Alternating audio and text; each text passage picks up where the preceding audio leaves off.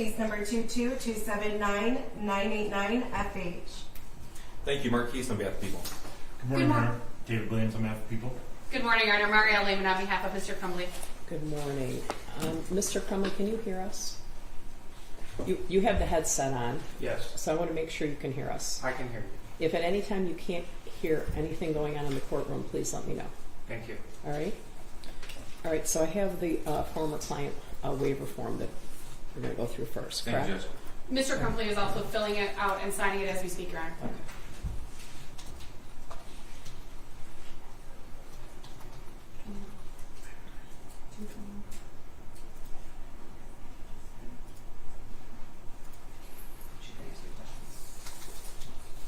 All right, Mr. Crumbley, could you raise your right hand? Do you swear or affirm the testimony you're about to give is the truth to help you God? Yes. All right, you can put your hand down, and can you tell me your full name? James Robert Crumbley, And how old are you? 47. Can you read, write, and understand the English language? Yes. Can you hear and understand me? Yes. Could you hear and understand your attorney? Yes. Are you satisfied with her advice? Yes. You understand that you are charged with 4 counts of involuntary manslaughter. Yes. And do you understand that you have the right to conflict-free representation? Yes. Although there was formerly joint representation in this case, do you understand that attorney Shannon Smith represented your wife Jennifer Crumbley and that Miss Mariel Lehman now only represents you? Yes. Do you understand that your own interests and your co-defendant's interests may be or later may be or become material adverse? Yes. All right. Do you understand that both your attorney and your co-defendant's attorney have indicated that there was previously a conflict of interest between you and your co-defendant, and that is why we have separate trials? Yes. Although there are now separate trials, do you understand that your co-defendant is a former client of your attorney? Yes. Do you understand that the duty of confidentiality continues after the client-lawyer relationship is terminated, which means that your attorney still must protect the confidentiality of privileged information provided by your co-defendant? Yes. Do you understand that given the duties owed to former clients, your attorney may be limited in their representation? For example, your attorney may not be able to use privileged information obtained from your co-defendant to further your own interests? Yes. Do you understand that these limitations can affect things such as decisions relating to the matters of trial strategy, for example, the presentation of evidence at trial, the examination of witnesses, the decision to call certain witnesses, also potential negotiations in terms of a sentence agreement, and also arguments made at sentencing? Yes. Do you consent to attorney Shannon Smith continuing to solely represent your wife, Ms. Jennifer Crumbley, and attorney Mariel Lehman continuing to solely represent you? Yes. Have you had the opportunity to consult with your retained counsel as it relates to the issue of your representation? Yes. Do you understand that by entering the waiver, you will not be able to raise these issues in an appeal should you be convicted? Yes. Do you have any questions about any of the issues raised on this form for either me or your attorney? No. All right. Thank you. Are you satisfied? I am, thank you. Okay. All right. So at the moment, there's been a number of motions zooming back and forth. But today, I think the only motion we're addressing is a motion filed by the defense with regard to the prosecutor's added witnesses. Correct? Yes, Correct, Your Honor. I know that's your motion, but I think I'd like to ask for the prosecutor to provide an offer of proof with regard to these witnesses. I think that would be helpful. Yes, Your Honor. I know them only by their initials. You all have the police reports and numerous documents, and so I'm not as familiar with some of the witnesses. Thank you, Judge. As a little bit of background, Judge, we amended our witness list 30 days prior to trial. We did so while the jury was still deliberating in the case of People versus Jennifer Crumbley.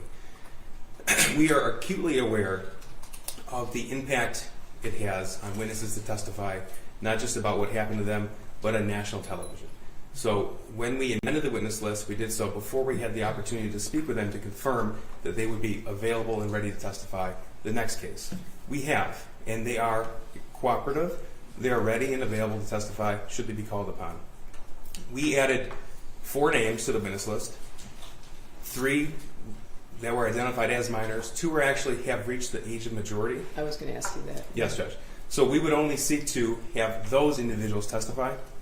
Initials KO and RF. Those individuals are both above the age of 18. Are you abandoning your request to call HA? That's correct, Judge. Okay. All right. So we have confirmed with their families as well that they are ready, willing, and available should they be called upon. Okay.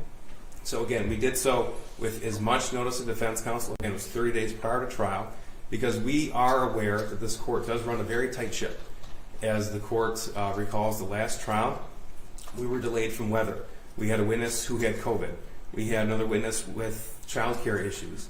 We had yet another witness who was on vacation. We had to reorganize our proofs and presentation on the fly. So we want to be able to present our case in an efficient manner. We don't seek to expand the record necessarily, but we do want to be prepared to have opportunities to present our case should one or more witnesses become unavailable for any particular reason. Okay, well, I guess that's one of my questions because you have Molly Darnell and Christy Gibson Marshall who testified in the previous trial testifying in this trial as well. That's correct. Because I guess I read, I don't know if it was a free press in the Detroit News, interpretation of the addition of the witnesses that maybe they were supposed to take the place of other witnesses who felt too traumatized to testify. So, again, I believe that was the interpretation, Judge, and if it was articulated that way in the motion, then that was inadvertent. I don't think it was. But okay, thank you, Judge. I thought maybe I was mistaken. So I believe so, Judge. So I'm interested in that. yes, Judge. They are available and they are cooperative and will be testifying in this case, Judge. Okay. Again, when we amended the witness list, it was right after they testified while the jury was still deliberating, and we are aware of the impact it has on everybody, not just civilian witnesses, but police officers as well. So we wanted to proceed in an abundance of caution. They have options should we need those options. But since the time that I filed, and I communicated this to defense counsel as well, and we had private conversations regarding this, and I said the intent was not to add a number of witnesses. It was to be prepared in the event that someone would have to drop out at the last second, Judge. Okay, are you able to give the court an offer of proof with regard to KORF and as a separate issue, Kyle Keyser? Yes, Judge. If I may, I'll start with Mr. Keyser. Okay. So Mr. Keyser is the original purchaser of the 6-hour 9mm handgun from the firearm store in Oxford. He bought that firearm in May of 2021. He used the firearm 3 times. He sold the firearm back to that same firearm store in Oxford on November the 13th of 2021. That's the gun that was purchased by this defendant, James Crumbley, on November the 26th. Okay. So he was added in response to statements made by Jennifer Crumbley's attorney during her presentation of the case, as well as Jennifer Crumbley's testimony. Now, I don't know what counsel's argument is going to be regarding the firearm. I don't know if Mr. Crumbley is going to testify or what he might say. So we added that individual. He's potentially a rebuttal witness. Obviously, we have no obligation to identify rebuttal witnesses. However, should the argument be presented in a certain fashion similar to that of Jennifer Crumbley, I think the background of that firearm, how it was stored, how it was bought and sold, would be relevant to the jury. So he was added after hearing the co-defendant's case in chief, Judge. Okay, I'm not following. You're adding him for the purposes of rebuttal only? Not necessarily. Okay. So it depends. I don't know how counsel is going to litigate her case, and obviously she's under no obligation to let us know that. I was struggling with the relevance he might bring to the case. So again, he bought the eventual murder weapon in May. Okay. He used it 3 times. He was provided with a cable lock. He never used the cable lock. He identified that as the same cable lock sold back to the firearm store, okay, which in turn will be identified by those witnesses as the same cable lock sold to Mr. Crumbley. Okay, I get it now. So, all right. Again, Okay. and with KO and RF, both were students. Well, let me make sure that Mr. Keyser would potentially be in your case in chief, but you're asking for him on rebuttal. Well, at a minimum. Potentially on case in chief, and it really just depends on how the case progresses, Judge. All right. Okay. Thank you. KO and RF, Judge, both students, both wounded November the 30th, 2021. They were both in the 200 hallway, and they were struck as the defendant's son emerged from the bathroom adjacent to room 258. Okay, well, I guess breaking this down, the fact that they were wounded is potentially not relevant. What they saw is potentially relevant. Well, they both can provide testimony of seeing. They didn't identify the shooter as who the shooter was. They didn't know him prior to, but they saw a student dressed in all in black.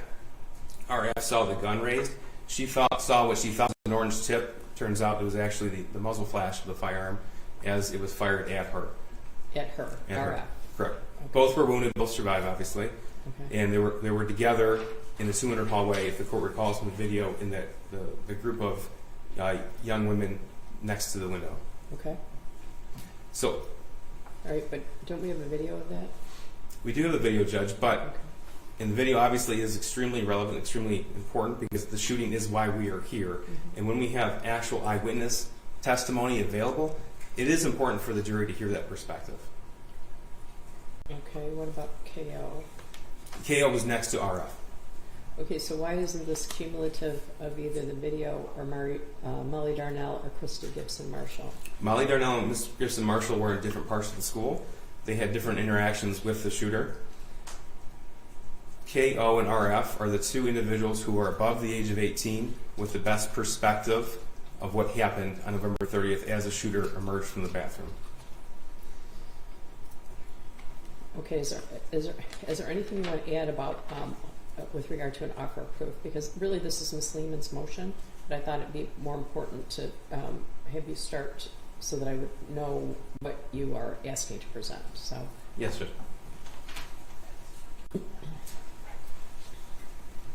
And again, just we are limited to the individuals we can call from that hallway because two were murdered in that hallway. Mm-hmm. So these are the two individuals that have the best perspective, who are now above the age of 18, who Okay. can who can actually testify as to what they saw, what they felt, what they heard as the shooter emerged from the bathroom and opened fire. Okay. It's not the same evidence as the video. The video has no sound. The video does not give that sort of depiction, that eye-level depiction, that eyewitness testimony. So it's just not cumulative. If we called every single student who was in that hallway, it could be cumulative. But we are being very selective in who we're choosing to call to testify, because we want to limit it to the individuals who can provide the appropriate context and appropriate perspective that is not identical to anyone else. All right. I guess I've been doing a deep dive into 611 and 403. When you put the black robe on, you learn how to read people's minds. So Ms. Lehman is going to tell me about U.S. versus McRae, which talks about 403's major function is limited to excluding a matter of scant or cumulative probative force dragged in by the heels for the sake of its prejudicial effect. 403 is meant to relax the iron rule of evidence to permit the trial judge to preserve the fairness of the proceedings by exclusion despite its relevance. It's not designed to permit the court to even out the weight of the evidence, to mitigate a crime, or to make a contest where there is little or none. That's from that McRae case, and there's a discussion of 403. So I don't want to steal your thunder, but... Your Honor, I did file the motion, and I'm certain that the court has reviewed that motion. As the court suspected, I am going to address specifically 403, especially in light of the offers of proof that Mr. Keese just provided to the court regarding KO and RF. Your Honor, while I can't imagine what those two students went through on November 30th of 2021, their testimony is not relevant in the trial against James Crumbley. He's been charged with 4 counts of involuntary manslaughter. He's not charged with assaulting anyone with a firearm. He's not charged with shooting anyone and wounding anyone. He's charged with 4 counts of involuntary manslaughter for the actions of his son. As the court correctly noted, Molly Darnell and Christy Gibson Marshall both testified in the prior trial and testified in relation to, I believe, in relation to the video that was admitted. Would you agree that they were not in the same location as the two witnesses, KO and RF? KO and RF, did you say, are both outside the bathroom? Correct. Is that accurate? The 200 hallway has been identified as the shorter of the 200 hallways. Okay. I thought that in Ms. Lehman's motion, I think some of her information was gleaned from the victim impact statements and the shooter sentencing, but I think there was an indication that KO was a friend of Tate and that RF was standing somewhere else. Maybe it's HA who rendered help, but we're HA. HA, right, but HA we're not calling. So are there, would KO and RF be given the same testimony? Were they in the same hall? It sounds like they were in the same hall, Your Honor. I believe Mr. Keese indicated they were standing right next to each other at the time of the shooting. Okay. Regardless, I don't think that either of them are relevant in this case, Your Honor. I think that the court can agree, and I think that Mr. Keese would likely agree that their testimony, the primary purpose of their testimony is to inflame the emotions of the jury. I mean, their testimony or whatever they can provide can also be provided in a video. The whole purpose of admitting the video and not having sound on the video was to lessen the prejudicial impact on the jury. We litigated this previously, and this has been discussed with the court. The purpose of the video and admitting the video is to show the jury what actually occurred during that shooting. The shooting is caught on the video, Your Honor. So the court has previously decided that the video is being admitted. Yep. I still don't believe that it's relevant in this case, Your Honor. However, I know that that's the court's ruling. So allowing the testimony of two students who were not only in the hallway but were also wounded by the shooter, Your Honor, I just don't find it relevant. And I think that it is, even if the court finds it relevant, it's highly and highly unfairly prejudicial in this case in light of the other evidence that the prosecution can present. And again, we've offered to stipulate to some of these facts so that these witnesses don't have to testify, so that the video doesn't have to be played. The prosecution doesn't want to do that, Judge. Well, they don't have to. And they don't have to. It's their case to present, Your Honor. However, when it comes to these two students, their testimony, even if the court finds it relevant, is unfairly prejudicial to James Crumbley. Well, that's Bradbury says that although relevant evidence may be excluded if its probative value is substantially outweighed by the danger of unfair prejudice, confusion of the issues, or misleading the jury, or by considerations of undue delay, waste of time, or needless presentation of cumulative evidence. That's Bradbury 123, Mishap 179. Yes, sir. Right? Judges, I thought I heard a question directed at the prosecution from the court. So one thing, I definitely do not agree that the video is being played to inflame the jury. Perhaps counsel misspoke when she said the prosecutor agrees that's the purpose. That's certainly not the purpose. And also, just the shooting is relevant. This is a homicide case. The shooting is evidence of the gross negligence. So the two individuals we identified, they were not looking at the same thing. They were not oriented the same direction. They have different perspectives. And again, these are the only two surviving members of the hallway that we have confirmed with their families that they are willing and able to testify in this trial, Judge. We are, again, acutely aware of the toll it takes on individuals to testify. There's members of law enforcement who still can't talk about that day. And we're also aware to not put cumulative evidence in front of the jury because it doesn't have any purpose, Judge. So we're aware of all that. And just because we've added the witness list doesn't necessarily mean we're going to call all of them too. We still have 13 days to decide which witnesses will be presented at trial in which order.